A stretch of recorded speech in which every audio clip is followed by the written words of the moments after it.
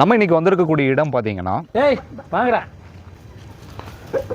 இந்த தொழில் தான் பண்ணிட்டு இருக்கிறேன். கல்யாணமாக இங்கே வந்ததுலேருந்து ஒரு 30 வருஷமாகவே வீட்டில் இருந்து வீட்டு வேலையும் பண்ணி பார்த்துக்கிட்டு இதுவும் ஏதோ ஒரு வருமானம் எங்களுக்கு அது போதுமானதாக இருக்குது. மாடு நிலைக்கல, சேதமாயிருச்சு. 12 லிட்டர் வரைக்கும் கறக்கும். 2 பல்லில் செனம் பிடிச்சிக்கு அது ஒரு ஈத்தா போயிடும். வேஸ்டான பனை மரத்தை வெட்டி ஒரு சைடு போட்டிருக்கிறோம். பால் நல்லா சுரப்பு வரும். 20 உருப்படிக்கு சாமி. ஒரு செலவு காசு வேணும், ஒரு 4 உருப்படி வித்துரும்பா. உங்களவே வர சொல்லி எல்லாரும் ஒன்றா சாப்பிட்ற வேண்டியது. நம்ம கூட்ட வாங்கினா 500 ரூபாய்க்கு 450 ரூபாய்க்கு வாங்குறாங்க. வேத்துக்கு ஒத்துக்கும், சில வேத்துக்கு ஒத்துக்காது. மொட்டைச்சோளச்சோறுனா மொட்டு மொட்டாக்கிற போது சாப்பிட்றது பாயாசம் குடிச்ச மாதிரி இருக்கும். 10-15 உருப்படி இருக்கு. சுற்றி மேய்ச்சிட்டு வர்றதா சார். வண்டி போட்டு மேயும் கறவை மாதிரி வச்சுக்கிறது, வேற ஒன்றும் இல்லை. மாட்டு சாணி கொஞ்சம் வித்துருவா, கொஞ்சம் நம்ம காட்டுக்கு போடுறோம். நான் 2 கோழி வித்தாலும் 5000 ரூபாய் கிடைக்கும். 3 கிலோ 4 கிலோ வரைக்கும் வரும். பெரிய சேவலுக்கும் 20 மொட்டுக்குள்ள வைக்கும். அவ்வளோ குழந்தைக்குள்ளவி கேட்டாங்கன்னா ஒரு 10 மொட்டு கொடுத்தா ஒரு 100 ரூபா.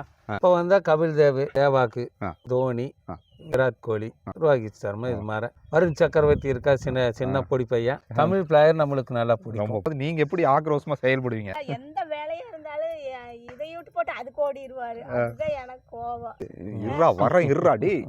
என்னன்னா பண்ற நீ அப்படிங்கிற மாதிரியே பார்க்க முடியும், சண்டை வரும்.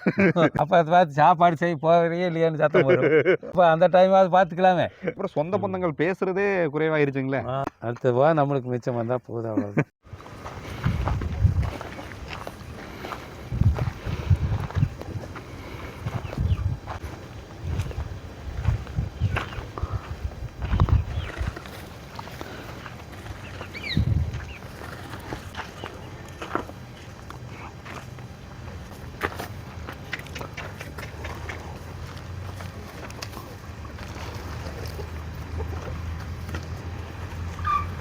அது 2-2.5 வருஷம் இருக்கும்பா. 2 வருஷம் இருக்காது. பல்லு இந்த பல்லு போடுறதுங்கிறது என்னங்கய்யா? அதுக்குன்னு ஒரு குறிப்பிட்ட வயசு. 2 பல்லில் செனம் பிடிச்சிக்கு அப்படி பிடிச்சிட்டா நம்மளுக்கு பலன் கிடைக்கும். அதனால ஒரு லாபம். ஒவ்வொன்று 4 பல்லுங்கிற போது வயசு மூத்த போது அது ஒரு ஈத்தா போயிடும். ஒரு கண்ணு போடுற டைமாக முடிச்சதுங்களா. அதனால முதல்ல அந்த டைமுக்கு 2 பல்லில் காலைக்கு வந்து இதாகிடுச்சுன்னா நம்மளுக்கு 1 வருஷம் முன்னாடி பலன். அவ்வளோதான். அப்படி இருக்குங்க. அப்படி அது தெரிஞ்சுக்கலாம் இல்லைங்களா? ஆமாம். ஐயா ஒருத்தவங்க வந்து பார்த்தீங்கன்னா ஓல்டு கிரிக்கெட் பிளேயருங்க, கிரிக்கெட்டின் தீவிர ரசிகர்னு நம்ம சொல்லலாம். ஐயா வந்து பார்த்தீங்கன்னா ஒரு ஒருங்கிணைந்த பண்ணை வந்து ஆரம்பிச்சிருக்காருங்க. ஐயா கிட்ட பல தகவல்கள் இருக்குது.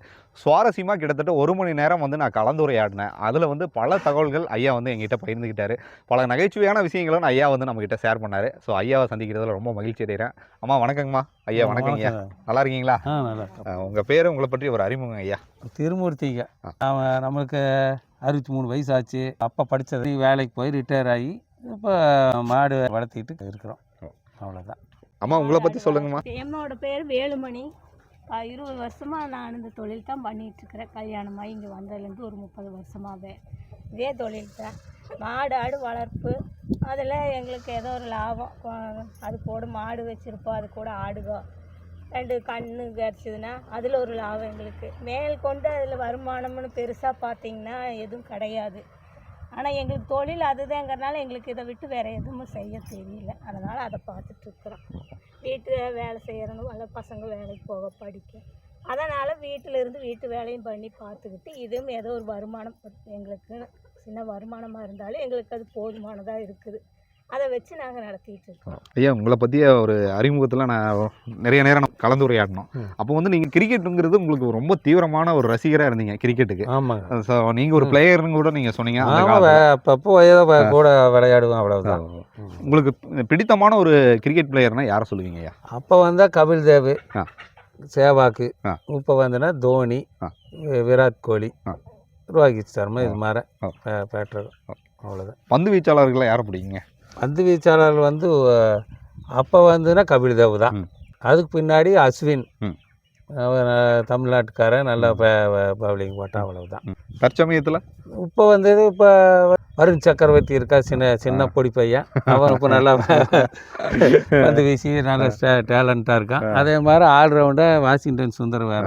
பரவாயில்ல. பரவாயில்ல. தமிழ் பிளேயர் நம்மளுக்கு நல்லா பிடிக்கும், ரொம்ப பிடிக்கும். Okay, coming back to cow farm and நம்ம அது மாதிரி என்ன இப்போ மாடு இதுக்கெல்லாம் பார்த்த பார்க்கக்கூடிய டைமாக இருந்தாலும் கிரிக்கெட் பார்க்காம இருக்க மாட்டோம். இதையும் பார்ப்போம் அதையும் பார்ப்போம். அது மாதிரி உங்களுக்கு ரொம்ப பிடித்தமான ஒரு ஆமாம். அம்மா நீங்கள் ஐயா வந்து கிரிக்கெட் பார்க்கும்போது நீங்கள் எப்படி ஆக்ரோஷமாக செயல்படுவீங்க? அது ஒரு 2 விஷயத்தை எடுத்து விடுங்க பார்ப்போம். சொல்லுங்கம்மா. இருக்கிறதா எல்லார் வீட்டில் இருக்கக்கூடிய ஒரு சுவாரஸ்யமான ஒரு சம்பவம் தான். ஐயா இப்போ டிவியில் என்ன பண்ணுவார், எந்த வேலையாக இருந்தாலும் இதை விட்டு போட்டு அதுக்கு ஓடிடுவார். அதுதான் எனக்கு கோவம்.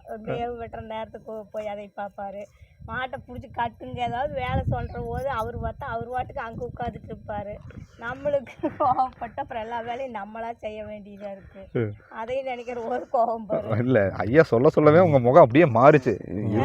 இருறா டேய் என்னென்ன பண்ணுற நீ அப்படிங்கிற மாதிரியே இருந்துச்சு. சண்டை ஒன்று வச்சாலும் இது ஒரு இது சத்தம் கட்டதான் வேற. சரிங்கம்மா. இப்போ நீங்கள் டிவி பார்க்குறீங்க, நீங்கள் உங்களுக்கு பிடிச்ச நாடகம் எதுன்னு ஏதாவது இருந்தால் சொல்லுங்கள். பாண்டியன் ஸ்டோர் பவர் விஜய் டிவியில் பிடிச்ச நாடகம் அது. அப்புறம் ஐயனார் துணை. மொத்தத்தில் ஒரு 4 சீரியல் நல்லா பார்ப்பேன். சிறகடிக்க ஆசை பார்ப்பீங்க. ஓகே. டிவியில் பார்க்கறது இல்லை. நீங்கள் அப்படி பார்க்கும்போது ஒரு 7 மணிக்கு T20 மேட்ச் நடக்குதுங்க ஐயா. அப்போ அம்மாங்க வந்து அந்த நாடகம் பார்க்கும்போது உங்களுடைய மனநிலை எப்படி இருக்குங்க? பார்க்க முடியாது, சண்டை வரும். அப்போ அதை பார்த்து சாப்பாடு செய்ய போகிறீங்க இல்லையான்னு சத்தம் வரும். அப்போ அந்த டைமாவது பார்த்துக்கலாமே. அது மாதிரி ஒரு சின்ன இது. இப்போ செல்லில் பார்க்கறதுனால நாம் டிவி பார்த்துக்கலாம். அவி டிவியில் பார்த்தா நாம் செல்லில் பார்த்துக்கலாம். அந்த அளவுக்கு இப்போ கொஞ்சம் போயிடுச்சு. அந்த நேரம் பார்த்தா வீட்டில் சமையல் நேரம் வேலை பார்க்கணும். அதனால செல்ல பக்கத்தால் வச்சுட்டு பார்த்துட்டு நம்மளோட வேலை நடந்துக்கு. நீங்களும் சீரியல் மொபைலில் பார்த்துவீங்க, ஐயாவும் மொபைலில் பார்த்துக்கிறேன். ஃபோன் வந்ததுக்கப்புறம் சண்டை போடுறது எல்லாம் குறைவாயிருச்சு நினைக்கிறேன். குறைவாயிருச்சு. அவ்வளோதான். என்னங்க இந்த ஃபோன் வந்ததுக்கப்புறம் சொந்த பந்தங்கள் பேசுறதே குறைவாயிருச்சுங்களே. ஆமாம். இல்லைங்களா பேசலையான்னு கேட்குறாங்கல்ல. அந்த மாதிரி நிறைய சம்பவங்கள் வந்துருச்சு. சரிங்க, நிறைய ஜாலியாக நிறைய பேசிட்டோம். அம்மாவும் ஐயாவும் அப்படியே நம்மளோட சின்ன அந்த ஃபார்மை கொஞ்சம் சுற்றி காட்டுங்க ஐயா. இது பகலில் கட்டிக்கலாம் சாமி. நைட்டு பனி மழை வந்துன்னா இங்கே கட்டிக்கலாம். மாடுகளுக்கு இங்கே, ஆட்டுகளுக்கு உள்ளே இருக்குது. அதுக்குள்ளே போகணும். ஓகே. இந்த மாடுகளுக்கு வந்து இது சின்னதாக இந்த காடி தான் இங்கே நீங்கள் போடுங்க. அதே தான் பழைய மாடல் தான். கன்று எத்தனை நாளான கன்றுங்க ஐயா? இது வந்து இப்போ 15 நாள் ஆச்சு. 15 நாள். பெண் கன்றுங்களா ஆண் கன்று? ஆண் கன்று. வித்துருவீங்களா ஐயா இல்லை பயன்பாட்டுக்கு? இல்லை, நம்ம தேவைக்கு வச்சிருவோம், அப்புறம் கொடுத்துட்றதான். இதான் வச்சுக்குவோம். இது ஆண் கன்றுன்னு காட்டிக்கு குறிப்பிட்ட டைமுக்கு மேலே செட்டு நீங்களே போட்டிங்களா? இது நாமளே போட்டதா சார். ஒன்றும் போல் ஆணி கீணி அடிக்காமல் நாமளே கட்டித்தான் போட்டிருக்குது. சிமெண்ட் சீட்டுலேருந்து நாமளே போட்டு கட்டித்தான் போட்டுக்குது. ஒன்றும் குருவெல்லாம் போட்டு ஒன்றும் இல்லை இல்லைங்களா? நல்லா சூப்பராக பண்ணிட்டீங்க ஐயா. ஓகே. அடுத்தது ஆட்டு செட்டு பார்த்துலாங்களா? வாங்க. ஆட்டு செட்டு இல்லைங்களா? ஆடுகளுக்கு ஜென் செட்டு வச்சுருக்கீங்க இல்லைங்களா? இது கம்பெனி சின்ன வேலை இருக்குது. கம்பர்ஸுங்களா? இது சிம்பிளாக ஒரு சிம்பிளாக 4-5 உருப்படி குட்டிகளை பிரிய விட்டுற மாதிரி குச்சி அடித்து வச்சுருக்குது. அதுக்குள்ள ஒவ்வொன்று கட்டிக்க வேண்டியது. அவ்வளோதான். இது நீட்டாக அந்த குளுமையாக இருக்கும் இல்லைங்களா? ஆமாம், அவ்வளோதான். வேறு கோழி அடை வச்சிருக்கு. எங்கேங்கய்யா காட்டுங்க. அடை வச்சிருக்குது. முட்டை அது 21 நாள். 21 நாள் 22 நாள் மூட்டை பொரிச்சிடும். வேறு அது அடை வந்தது உழுதுருக்குது அந்த கோழி. அது அடை வச்சது மேவுதிங்க வந்து இன்னும் போய் படுக்கலை. இப்போ குட்டி இருக்குதுங்களா உள்ள? குஞ்செல்லாம் நீ இல்லை, அடை வச்சுட்டு இருக்குது. அடை வச்சிருக்கோம். நகராதுங்களாயா? முட்டை போடுறதுக்கு எவ்வளோ நேரம் ஆகும்? முட்டை ஒரு 1/2 மணி நேரம் படுத்து கிடக்கும். அதுக்கப்புறம் முட்டை போட்டுரும். என்ன விட்டுதான் நான் பார்த்து இருக்கிறப்ப. இது வந்து வேறு மாட்டு தீவனம் வச்சுக்கிறதுக்கு பிடிக்கிறதுக்கு இங்கே இது நீங்கள் வச்சுக்கிறீங்க. ஆமாம். இது படுக்கைக்கு எல்லாம் காய்க்கும். இது நைட்டுக்கு இங்கே படுத்துக்கலாம். அவ்வளோதான். கட்டளை இருக்குது. இங்கேயும் கோழி அடை வச்சுருக்குது. வேறு கோழி இது வந்துருச்சா? முட்டை அங்கே இருக்குது. அவ்வளோதான். ஐயா கூப்பிடுங்க அந்த கோழிகளை. வா வா ஏய் வாங்கடா. வா வா வா வா. கூப்பிட்டோன்னா ஓடி வராங்களே. என்ன பண்ணுறீங்க இப்போ? கோழிகளுக்கு மேவு போடுறாருங்களா? இங்கே உள்ளே வருங்களா இல்லை வெளியே வருங்களா? வெளியே தான் போடணும். உள்ளே ஓட முடியாது சார். உள்ளே நிற்காது. என்ன மேவுங்க ஐயா? அது கம்பு, ரேஷன் அரிசி, மக்கா குரணை. மக்கா குரணை. சரிங்க. வா வா. பா பா பா பா. ஆமாம், ஆளுங்க புதுசுங்கிறனால பயப்பட. ஆமாங்க. பா பா பா பா பா பா பா பா பா பா பா பா பா. நல்லா சண்டை போடுது.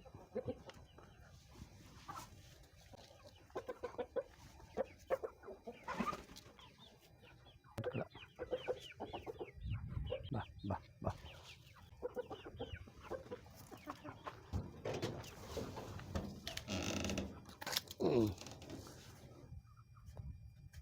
அப்படியே அந்த கருதை கொஞ்சம் சொல்லுங்க ஐயா. ஆமாங்க. இது பண்ணக்குள்ளைங்களா? இல்லைப்பா, இது நம்ம நாட்டுக்கோழி தான். இது ஆனால் வெள்ளையா வெள்ளை இருக்குது. வெள்ளை வச்சுருக்கோம். நாட்டுக்கோழி தான், வெள்ளைக்கோழி ஒன்றும் இல்லை. கருது இல்லைங்களா? ஆமாம், இது கருதே. சோளக்கருது வேறு மூப்பாயிடுச்சு. இது நல்லா மூப்பு. இது விளைச்சல் ஆயாச்சு. இது விளைச்சல் ஆயிடுச்சு. ஆமாம், இது வேறு. இது விளைச்சல் கம்மியாக இருக்குது. அப்படி ஒவ்வொன்றும் இது மாதிரி இருக்குது. இது நல்லா விளைச்சல். காஞ்சுன்னா சோளம் ஆயிடுச்சுன்னு அர்த்தம். இது கிளி, மயில், எல்லாம் கோழி, நம்ம கோழியெல்லாம் சாப்பிட்டு மிச்சம் இருந்தால் தான் நம்மளுக்கு. அவ்வளோதாங்கிறீங்க. எல்லா ஜீவனும் பிழைக்குது. நல்ல ஒரு எண்ணங்க ஐயா. அதுவே அப்புறம் இங்கே வேறு எல்லாம் தண்ணி ஊற்றி வச்சுருக்குது. கோழியும் குடிச்சு, குருவியும் குடிச்சிக்கு, மயிலும் குடிச்சிக்கு, எல்லாம் தீனி போட்டாச்சுன்னா எல்லாம் சாப்பிட்டு போய்க்கு. அவ்வளோதான். Okay okay. அந்த நல்ல எண்ணம் தாங்க ஐயா. அதாவது எல்லாரும் அப்படி இருக்கிறது இல்லைங்களா? வேறு எல்லாம் கருது மேய்ஞ்சிட்டு இருக்குது. வேறு கருது மேய்ஞ்சிக்குது. அதே போய் எல்லாம் கொத்தி சாப்பிட்டுக்கு. பூச்சி புழுவு ஒன்றும் இருக்காது. அதே எல்லாம் சாப்பிட்டு வந்துக்கு. அவ்வளோதான்.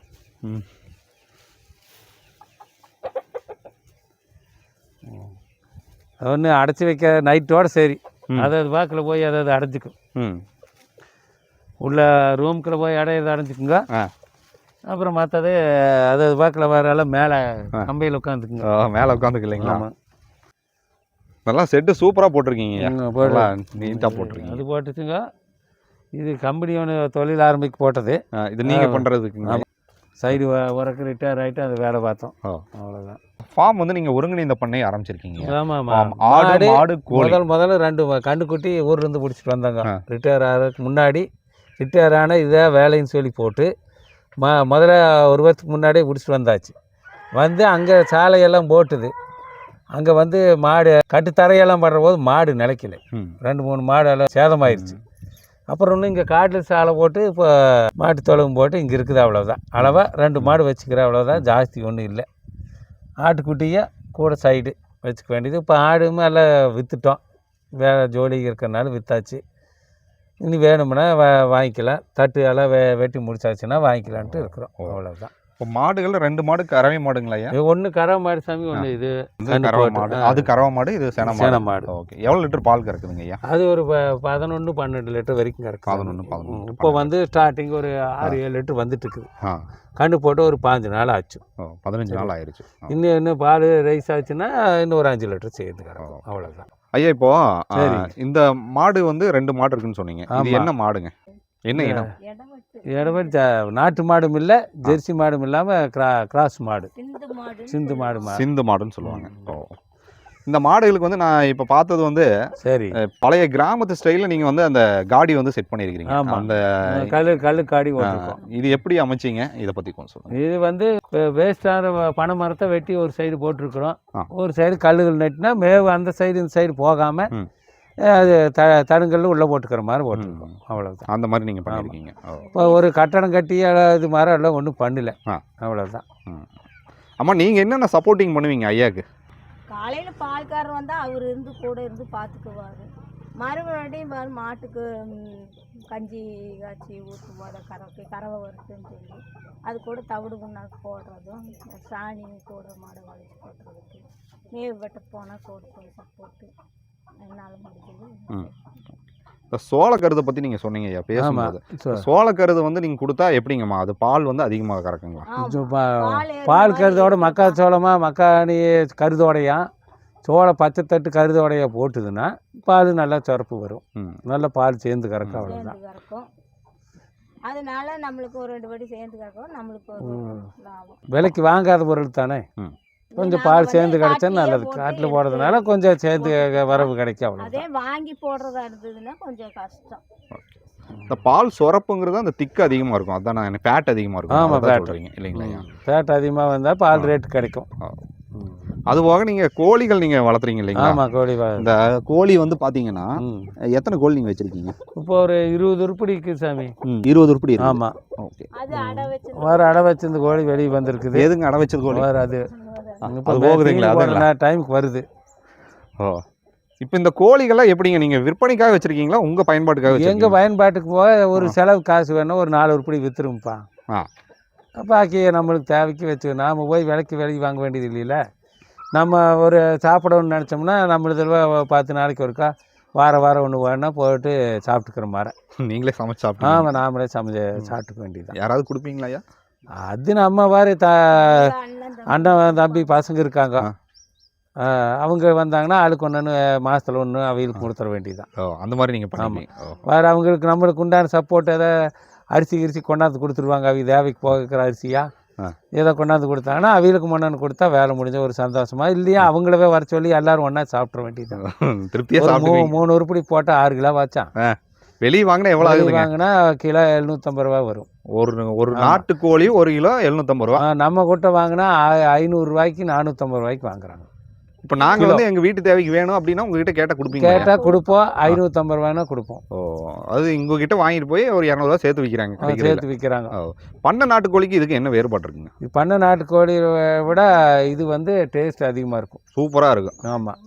இது அது வந்து மாட்டு தீவனம் தானே போடுறாங்க, அந்த கோழி தீவனம் போடுறாங்க, அடைச்சி வச்சு போடுறாங்க. இது அப்படி இல்லை. பூச்சி புழுவு எல்லாம் பொறுக்கிட்டு ஆல்ரவுண்டாக எல்லாம் சாணி புழுவு எல்லாம் பறித்து சாப்பிடுது. அதனால் இது ஒரு டேஸ்ட்டு தனியாக இருக்கும், அவ்வளோதான். ஓகே. ஆமாம், இப்போ ஐயா வந்து நாட்டுக்கோழியை வந்து சொன்னாருங்க, நீங்கள் எப்படி அதை சமைப்பீங்க? இப்போ நிறைய ரெடிமேடு மிளகாத்தூள், ஸோ நம்ம மஞ்சத்தூள் இதெல்லாமே ரெடிமேடில் நிறைய வந்துருச்சு. நீங்கள் அந்த காலத்துலேருந்து நீங்கள் சமைக்கக்கூடியவங்க. இப்போ நாட்டுக்கோழி ஐயா உரிச்சு கொண்டு வந்து உங்ககிட்ட கொடுத்துட்டாரு, நீங்கள் எப்படி சமைப்பீங்கம்மா? அதை இப்போத்த மாதிரி எல்லாம் தூளுக போட்டு செஞ்சால் அது ஒரே வேலைக்கு வச்சு சாப்பிட்லாம். நாம் செய்ய பாரம்பரிய முறையாக அந்த போடுறதெல்லாம் போட்டு கொத்தமல்லி, சீரகம், மிளகு, பெருங்காயம், பூண்டு, இஞ்சி, வெங்காயம் எல்லாம் போட்டு வறுத்து அதை அரைச்சி குழம்பு வச்சா இன்னும் கொஞ்சம் நல்லா இருக்கும். நம்ம பின்னியும் ஒரு வேளை வச்சு சாப்பிடலாம். இதை பொடியை போட்டு தூக்கலாக வைக்கிறாங்க, அது உடம்புக்கு சில பேர்த்துக்கு ஒத்துக்கும், சில பேர்த்துக்கு ஒத்துக்காது. அதெல்லாம் எங்களுக்கெல்லாம் கொஞ்சம் வயசாகிறதுனால அப்படியெல்லாம் செஞ்சால் ஒத்து வர்றது. குழம்பு வந்துங்கம்மா, சில குழம்பு தண்ணி குழம்பு மாதிரி வைப்பாங்க, டேஸ்ட்டே இருக்காது. நீங்கள் அப்படியே வச்சா அப்படியே கெட்டியாக அப்படியே நல்லா இருக்குங்களா? ஒரு அளவு கெட்டி கிரேவி மாதிரி வச்சுட்டா சாமி சாப்பிட்றதுக்கு நல்லா இருக்குங்க ஐயா. நல்லா இருக்கு, நல்லா இருக்கு. களியெல்லாம் செய்வீங்களாம்மா? இல்லை, இவங்களுக்கு பத்தாது. அதெல்லாம் செய்ய தெரியும். கோதுமை களி எதாவது கலக்கி சாப்பிட்டுக்கலாம்ப்பா. இந்த ராய் களியெல்லாம் இவங்களுக்கு தெரியாது அம்மாங்களே. இப்போ சோளம் இருக்குது, சோளத்தை வச்சு நீங்கள் என்னென்ன பண்ணுவீங்க? சோளம் கிடைச்சதுன்னா தோசைக்கு குத்தி சோளத்தை தோசைக்கு வச்சுக்கலாம் சாமி. சரிங்கய்யா. அதுவாக குத்தி சாப்பாடு செஞ்சிட்டோம்னா சாப்பாடு நல்லாயிருக்கும், நல்லா சூப்பராக இருக்கும். அதுலேயுமே மொட்டைச்சோளச்சோறுனா கொதியில் இருக்கிற சோறு இருக்குல்ல, சோறு வந்து இதாக மொட்டாக்கிற போது சாப்பிட்றத கஞ்சி வச்சு தண்ணி ஊற்றி கஞ்சி சாப்பிட்டா அது விட டேஸ்ட் நல்லாயிருக்கும். பாயாசம் குடிச்ச மாதிரி இருக்கும், அது நல்லா இருக்கு, அருமையாக இருக்கு இல்லைங்களா? இப்போ நான் உங்களுக்கு தெரிஞ்ச அந்த மருத்துவ குறிப்புகள் ஏதாவது இருக்குங்களா? அந்த காலத்து உணவுகள்லாம் நம்ம எது எடுத்துக்கிட்டால் உடம்புக்கு ரொம்ப நல்லதுங்க ஐயா? இப்போது ராகி இதெல்லாம் அண்ணன் சாப்பிட்டதுன்னா கம்பு ராகி சேர்த்து இந்த சுகர் வராது, ப்ரெஷர் கம்மியாகும். சரிங்களா? இது இப்போ உள்ளதுக்கெல்லாம் இந்த தூள் அதிகமாக போட்டு இந்த அரிசி விசில் வந்தால் சாப்பாடு ஆகி போச்சு. இப்போ நாம் 5 நிமிஷம் பேசுகிறக்காங்க சோறாகி போகுது இல்லை? ஆமாம் ஆமாம். அது என்னதான் டேஸ்ட் வருமா? முதல்ல எல்லாம் அடுப்பில் ஆகிற போது லேட் ஆகும் சாப்பாடு, அது நல்லா வெந்து கிடச்சிது, ஒரே சீரை எரிஞ்சுது. இப்போ அது கேஸில் ஆகிற போது அது என்ன 10 நிமிஷம், அரை மணி நேரம் ஆகுது, 10 நிமிஷத்தில் ஆகி போகுது இல்லை? அதனுடைய டேஸ்ட் வேறு தான். இருந்தாலும் இப்போ லேட்டஸ்ட்டாக அவங்க அது மாதிரி செஞ்சு சாப்பிட்டு பழகியாச்சு. நம்மளுக்கு தனியாக செய்யுதுங்களா? அது ஒன்றும் இல்லை. இல்லையே, இல்லைங்களா? அதையும் சேர்த்து நம்ம சாப்பிட்டுக்க வேண்டிய ஒரு நிலைமையே உருவாயிருச்சு. அந்த காலத்தில் இருக்கிறவங்களாம் அந்த ஒரு உணவை வந்து ரொம்ப ரசித்து சாப்பிட்டாங்க. இப்போ இருக்கிறவங்களாம் அந்த ரசிப்பே இல்லாமல் ஏதோ சாப்பிடணுங்கிறக்காக சாப்பிடுவாங்க. நாம் அன்னைக்கு சாப்பிட்டது ஒன்றும் உடம்பு தெம்பு இருக்குது. இப்போ இந்த ஊசி போட்டு வந்த வேணதான் கை கால் வலி வந்துருச்சு. கம்பெனியில் 30 வருஷம் சர்வீஸ் பண்ணிட்டு வந்து கூட கால் வலி வரல. ரிட்டையர் ஆகி அந்த கொரோனா பீரியட் ரிட்டையர் ஆகி ஊசி போட்டதை கால் வலி வந்து இப்போ கஷ்டமாக இருக்குது. ஓ அந்த ஒரு வேலை செய்யறதுக்கு ஒரு கஷ்டமாக இருக்குது. தோல் வலி, கை வலி எல்லாம் இருக்குது. என்னென்ன வேலைகள் நீங்கள் செய்கிறீங்க? இந்த பண்ணையை நீங்கள் வச்சுருக்கீங்க, ஆடும் நீங்கள் வளர்த்துறீங்க இல்லைங்களா? ஆடுகள் எத்தனை உருப்படி வச்சுருக்கிறீங்க? ஆடுக்கு இப்போ 10-15 உருப்படி இருக்குது. நீங்கள் எப்படி மேய்ச்சலுக்கு விட்றீங்களா, இங்கேயே வளர்ந்துக்குது? ஆடு மேய்ச்சலுக்கு தான் சுற்றி மேய்ச்சிட்டு வர்றதா சார். சுற்றி மேய்ச்சிட்டு வர்றதா. போய் மேய்ச்சிட்டு வந்துடுங்க. ஓ அந்த மாதிரி மேய்ச்சிட்டு வந்துருக்கீங்க. மேய்ச்சலுக்கு வர்றதுனால அது டேஸ்ட் நல்லா இருக்கும் இல்லைங்களா? கறியதா இப்போ குறும்பாடா ஒரு கடாய்க்கு பாக்கியெல்லாம் மேய்ச்சலுக்கு போயாச்சு. அவ்வளோதான் ஒன்று தான் இங்கே இருக்குது. மற்றதெல்லாம் நீங்கள் மேய்ச்சலுக்கு விட்டாச்சு. அது மேய்ச்சிட்டு இருக்கு. இப்போ இந்த ஆடை வந்து நீங்கள் மேய்ச்சலுக்கு விடும்போது கால் வந்து கட்டி அது எதனாலங்க ஐயா? அது கால் கட்டி விடலைன்னா ஓடாம பொறுத்து மேயும். கால் கட்டு போச்சுன்னா, கால் வெளியாச்சுன்னா இப்போ நின்று வண்டி போட்டு மேயும். அதுக்காக கால் கட்டு போட்டு விடணும். அதுக்காக தான் கால் கட்டு போடுறது. வந்தோடனே நீங்கள் அவுத்து விட்டுருங்க. ஆமாம், கட்டிடலாம். அது நெட்டாக விட்டுச்சுன்னா போயிட்டே இருக்கும். இது என்னாச்சு, கொஞ்ச நேரம் போச்சுன்னா கட்டி வச்சிட வேண்டியது. இந்த மாதிரி நீங்கள் பண்ணுவீங்க. சரிங்க. அதாவது நம்மளோட ஒரு பண்ணை மட்டும் வைக்காம இப்போ மாடு வளர்த்துறோம் அப்படின்னா அந்த மாட்டில் மட்டும் வருமானம் இல்லாமல் நம்ம இந்த ஆடு கோழி சேர்த்து வளர்த்தா நமக்கு ஒரு வருமானம் நிற்கும். ஒரே மாடு வச்சிருந்தோம்னா அதனால இப்போ அதுக்கு இந்த கண்ணுக்கு உண்டான தவிடு குண்டாக்கு வாங்க, அதுக்கு கொஞ்சம் போடுற போது அது ஒன்று உருப்படி ஆயிடுச்சா, அது நாளைக்கு விற்கிற போது நல்ல ரேட்டு வந்துடும். கண்ணு விற்கிற போது வேணும்னா நாமளே வச்சுட்டா ஒரு சைடாச்சு. அவ்வளவுதான். இந்த மாதிரி நம்ம மாறி ஒரு பால் கறக்கிற கறவை மாதிரி வச்சுக்கிறது. வேற ஒன்றும் இல்லை. அதுக்கு வேண்டிதான். அது அதிகமாக வச்சுதுன்னா நம்மளுக்கு வருமானம் வரும், ஜாஸ்தி செலவு பண்ணணும். அதுக்கு உண்டானது ஜாஸ்தி வாங்குற போது தவிடு புண்ணாக்கு விலையெல்லாம் ரேட்டு ஓவர். இப்போ பருத்தி கொட்டை வாங்குச்சுன்னா 50 ரூபா வருது கிலோ. படிமாவுன்னு கோதுமாவு வாங்கினா அது கிலோ 30 ரூபா வருது. மாட்டு தீவனங்கிற போது அது கிலோ அது 50-60 ரூபா வருது. நாம் வந்து ஒரே லெவலு அதுக்கு போட்டு நம்மளுக்கு ஒரு வருமானம் கிடைக்கிற அளவுக்கு அளவை தீவனம் போடுற அளவை கறக்குது. அவ்வளவுதான். தட்டு நம்ம காட்டில் போடுற விலைக்கு வாங்குறது இல்லை. மக்காச்சோள தட்டா இது வாங்குறது இல்லை. நம்ம காட்டில் விளையிற தட்டை போடுறோம், அதுக்கு உண்டான பலன் கிடைக்குது. அவ்வளவுதான். நம்ம மாட்டு சாணி கொஞ்சம் வித்துறோம், கொஞ்சம் நம்ம காட்டுக்கு போடுறோம். அவ்வளோதான்.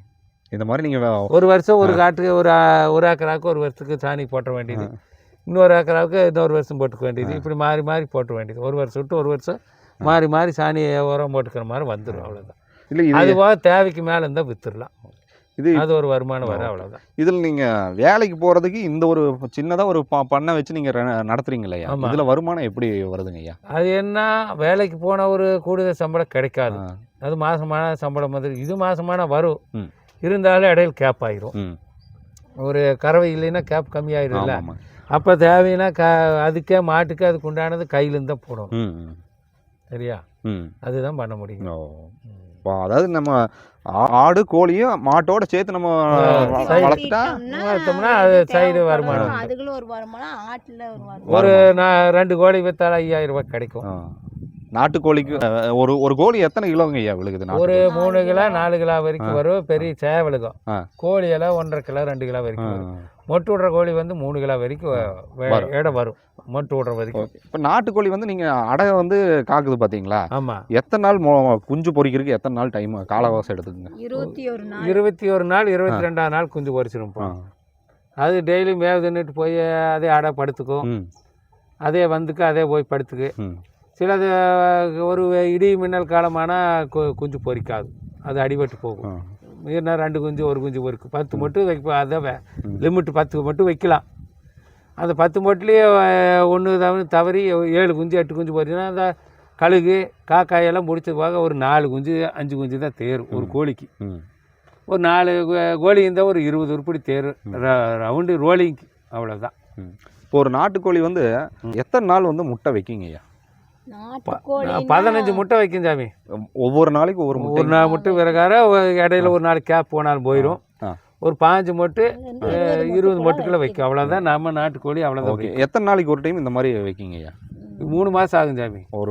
ஒரு தடவை வந்து அது வந்து மொட்டு 20 நாள் மொட்டு வைக்குதா, 25ஆம் நாள் அடை வச்சிடலாம். அப்புறம் அது வந்து 20 நாள் ஆகுதா, 45 நாள் அதில் போச்சா மொத்தம். அப்புறம் ஒரு அந்த குஞ்சு வந்து ஒரு 40 நாள் ஆன பிறகு தான் இது மறுபடியும் மொட்டு வரும். சேவலை இதாக சேர்ந்து மொட்டு வைக்கும். அவ்வளோதான். இது 6 மாதம் ஆயிரும் சாமி. 6 மாதம் ஆயிருங்க 6 மாதம் ஆயிரும். ஒரு 30 முட்டை கிடைக்கிறதுக்கு 6 6 மாதம் மாதம் ஆயிரும். இந்த முட்டையை நீங்கள் வியாபாரம் பண்ணுவீங்களா இல்லை பயன்பாடு அதாவது சிலது குஞ்சு பொறிக்கிறதுக்கு வச்சிருவீங்க வச்சா நாம் சாப்பிட்டுக்கும்பா. நம்மளும் சாப்பிட்டு விற்றா 10 ரூபா 5 ரூபாய் கேட்பாங்க. தேவைக்கு அதிகம் இருந்தால் ஏதோ சொந்த பந்தமா ஒரு குழந்தைக்கு உள்ளவங்க கேட்டாங்கன்னா ஒரு 10 மட்டும் கொடுத்தா ஒரு 100 ரூபா கிடைக்கும், அவ்வளோதான். கடையில் வந்து 13 ரூபா வரைக்கும் விற்கிறாங்க. அது விற்பாங்க, 13 நாட்டு மட்டும் விற்கிறாங்க. இப்போ வேறு காரமடையிலேருந்து வர வழியில் விற்க 10 ரூபாய் தான் கொடுப்பாங்க. நம்மளை போல குழந்தைக்கு உள்ளது தான் கேட்குறாங்க. இப்போ நம்மகிட்ட முட்டை அவைலபிள் இருக்குங்களா ஐயா? இல்லை, இப்போ அடை வச்சாச்சு, 4 கோழி அடை வச்சாச்சு. அந்த குஞ்சு வந்து வளர்றதுக்கு எவ்வளோ நாள் டைம் எடுத்துக்குங்க? ஒரு நாட்டுக்கோழி வந்து குஞ்சு பொறிச்சு வெளியே வந்துருச்சு, அது எத்தனை நாள் ஆகுங்க? அதாக வேவுதுன்னு நல்லா பறிச்சு திங்கிற அளவுக்காருக்கு ஒரு 2 மாதம் ஆயிடும். 2 மாதம் ஆயிடும். அப்புறம் 1 மாதங்கிற வரைக்கும் கோழி பிரித்து விட்டுருவோம். சரிங்களா? 3 மாதம், அது 4 மாதம் ஆயிருந்தாலும் நம்ம சாப்பிட்ற அளவுக்கு வரணும்னா. ஆமாம், அதனால நம்ம ரோலிங்காக வச்சுட்டோமா சாப்பிட்றதுக்கு மாய்க்கு வளர்ந்துட்டோமா. ஓகே, அவ்வளோதான். சரிங்க, நிறைய தகவல்கள் பகிர்ந்துக்கிட்டீங்க, மிக்க நன்றிங்க. ரொம்ப நன்றிங்க. ஸோ ஐயா பார்த்தீங்கன்னா ஒருங்கிணைந்த பண்ணை ஆரம்பித்து அந்த ஒரு பண்ணை மூலமாக அம்மாவும் ஐயாவும் வந்து என்னென்ன மாதிரி முறைகளை கையாண்டாங்க அப்படிங்கிறத பற்றி நீங்கள் இன்றைக்கி பார்த்து தெரிஞ்சுக்கிட்டீங்க. இந்த வீடியோ பதிவு நிச்சயமாக உங்களுக்கு பிடிச்சிருக்குன்னு நினைக்கிறேன். நம்ம சிவாரம் டிவியை தொடர்ந்து பார்க்கணும்னு போட்டிங்கன்னா சப்ஸ்கிரைப் பண்ணிங்க. சிவாரம் டிவி இன்ஸ்டா பேஜை ஃபாலோ பண்ண தவறாதீங்க. டில் தன் பாய் ஃப்ரம் உங்கள் சிவா. நன்றி, வணக்கம்.